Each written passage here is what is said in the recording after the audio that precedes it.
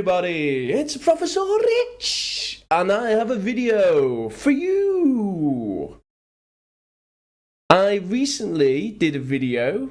It might be on the channel, or it might not, but I recently did a video that will soon be on the channel, or already is on the channel, and this video was about nonsense you sometimes hear in language learning. And it was a criticism of a method called Learn English in 10 days. So after making that video, I decided, well, how about I make a video giving my tips, my advice to students about how you can best learn a language.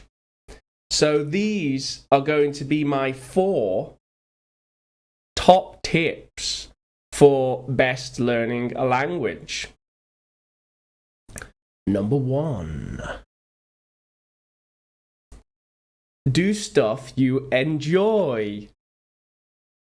So it's surprising, really. Sometimes it's the obvious, simple, intuitive things that work best. But with learning anything, and especially with learning a language, if you really want success, it's important that you enjoy what you're doing. So, for example, do you enjoy reading or not? Because if you don't enjoy reading in your own language, you can bet you're not going to enjoy reading in English. There's no doubt about that. Well, maybe you're an exceptional case, and for some strange reason, you do enjoy reading in English, but not in your own language. But that's not the case for most of us. So you have to think, what do I enjoy in my own language? Do you enjoy puzzles? Do you enjoy doing puzzles in the newspaper? Did you enjoy doing puzzles when you were a child? Then maybe puzzles are the way forward for you. And what are puzzles in terms of language learning? Puzzles are grammar exercises. And it may sound crazy, but some people enjoy grammar exercises. I enjoy grammar exercises. For me, they're like puzzles. It's just like a puzzle. It's like Sudoku or something. It's a puzzle. It's fun.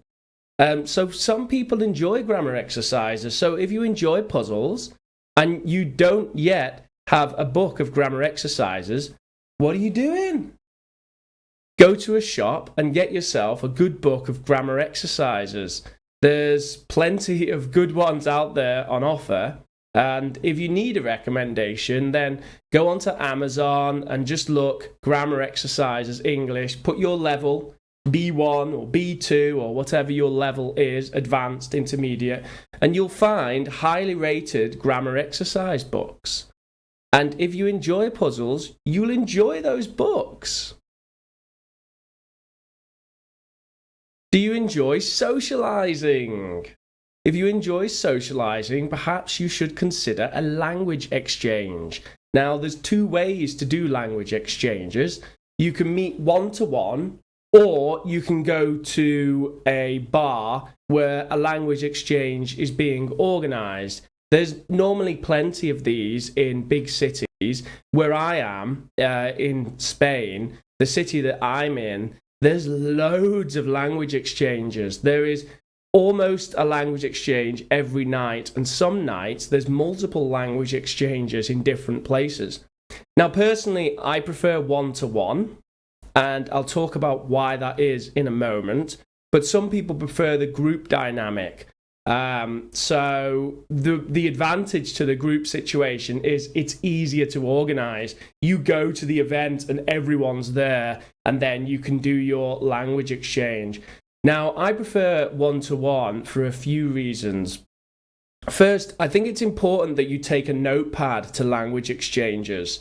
If you don't take a notepad, then I know this seems a bit too academic, but for me, it is important that you do this because you need to come away with something. You need to come away from the language exchange and have something that you've gained from that. And you could just go and just talk, and yeah, that will be of some benefit. But if you take a notepad and you make some notes in some way, then I think that's going to be more beneficial. Now, what I do is, or what I did, because I don't do language exchanges anymore, but years ago, when I did language exchanges, I went with a pad.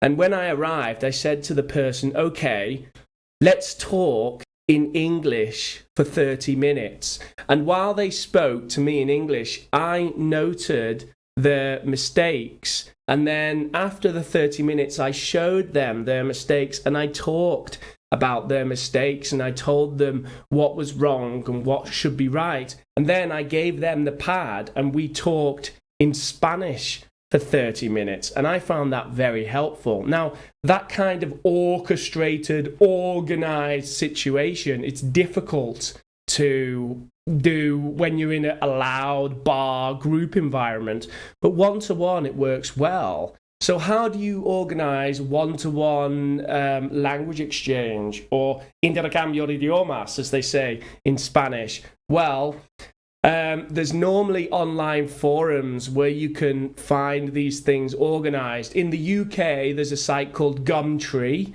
In Spain, there is Loquo.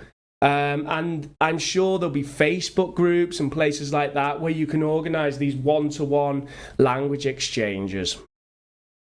So if you're into socializing, do a language exchange. Do you like video games? I like video games. Do you like video games? If you like video games, you can play video games in English. There's so many video games in English, so many great games. I could recommend you 100 right now, but I'm not going to, because this is a video about language learning and not about video games. But if you like video games, why are you not playing them in English already? At least English with English subtitles. English subtitles with word reference on your phone to check any words that you don't know. Perfect. If you like video games, you can learn English so fast by playing video games in English. YouTube videos. There's my channel, of course. But there's plenty of other channels out there. There's channels about science and politics and fashion and video games and all kinds of things. Whatever your interest is, there's loads of channels in English on YouTube that you can check out, and they can just be a way for you to just relax, chill out and watch a video. And often they can be a lot easier to follow, a lot easier to understand than TV series and films and things.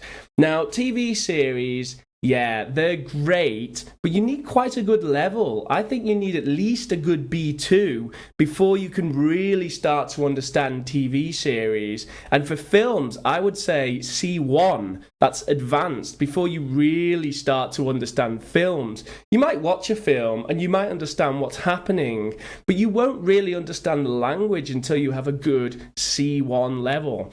Now, you can watch TV series and films with subtitles in English. That can be quite beneficial. If you're watching TV series with subtitles in your own language, that's not really language learning. That's just you watching foreign films with subtitles. I watched Japanese anime for many, many years with Japanese language and English subtitles, and I think I learned about 3 or 4 words, including konnichiwa. So, yeah, it didn't really help my Japanese that much. I'm not saying it doesn't have any benefit, but it really doesn't. It's not a language learning activity, really. You need to have the subtitles in the target language, which for you right now is English. Okay, so that pretty much summarizes my first point, which is do things you enjoy. Now let's have a look at point number 2. get a vocabulary book. What is a vocabulary book? Okay, it's just a notebook, a little notebook about this big. If I was more prepared, I would have my Spanish vocabulary notebook, but I don't. It's behind there, it's stored in a box somewhere. Get a vocabulary notebook, a little notebook, and every time you encounter an interesting word in English that you didn't know and you think, wow, then you write that word down, and you write the word down at the side, and then at the other side write either the definition, or you can write the translation if you want. And then when you have a list of words later, you can fold the page and you can look at the words and go, cupboard. What does cupboard mean? Or hand in, what's hand in mean? Or you can look at it the other way, and you can look at your own language and cover the English and think, oh, entregar. How do you say that in English? Oh, it's hand in. So it's very useful. And in fact, even if you never study your vocabulary book, just writing the word down helps retention. So get a vocabulary book. If you want to improve your language, why are you not using a vocabulary book? Number 3. Number 3, a learner's diary. So if you have a vocabulary book, you could do your learner's diary at the back and turn it upside down and then work backwards. So you've got your learner's diary and your vocabulary book in one. So what's a learner's diary? Well, a learner's diary typically is something that accompanies classes. If you're going to classes in an academy or whatever right now, or you're doing any kind of active language learning process, then you can keep a learner's diary. And this is literally, what did I study today? What did I learn today? What was difficult?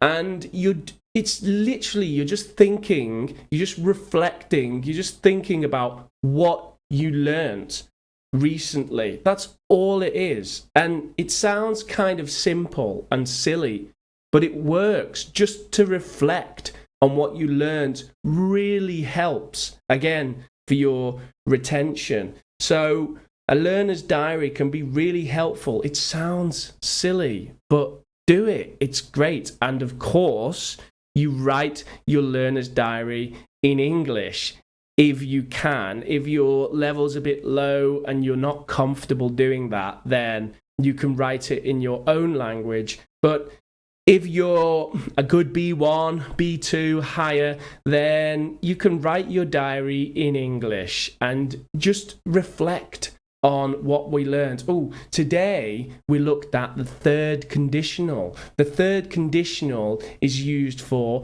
hypothetical past.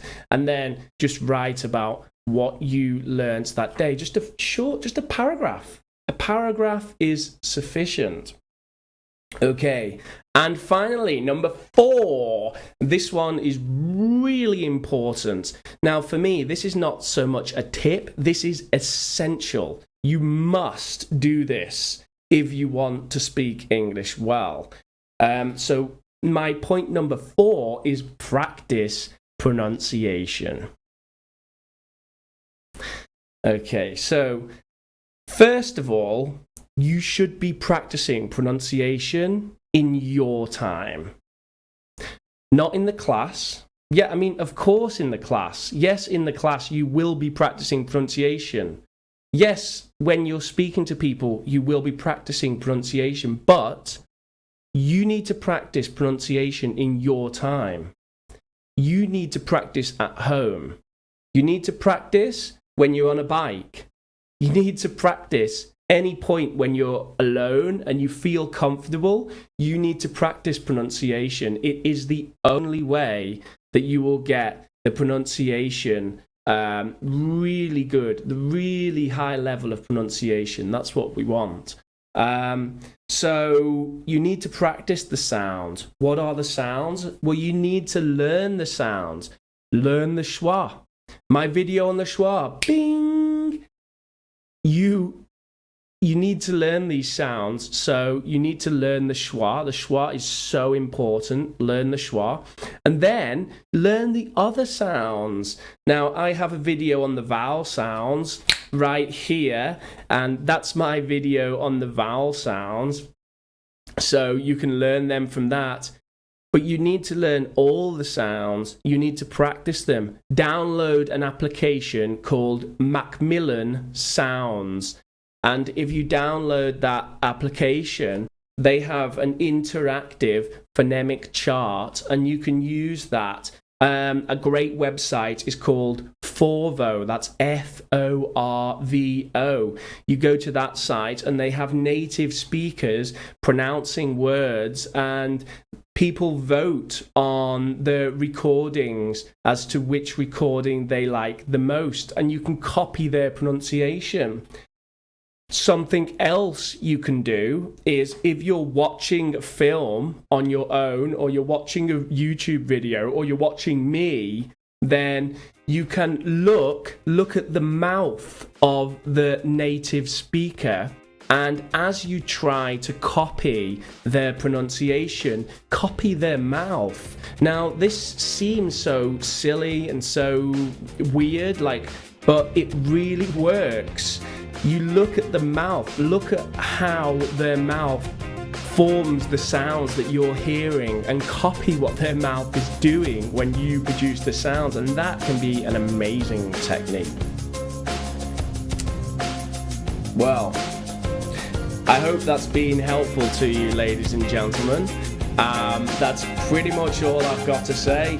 Comments below, like, subscribe, suggestions, and all the rest of it. So thank you very much for watching, and catch you later.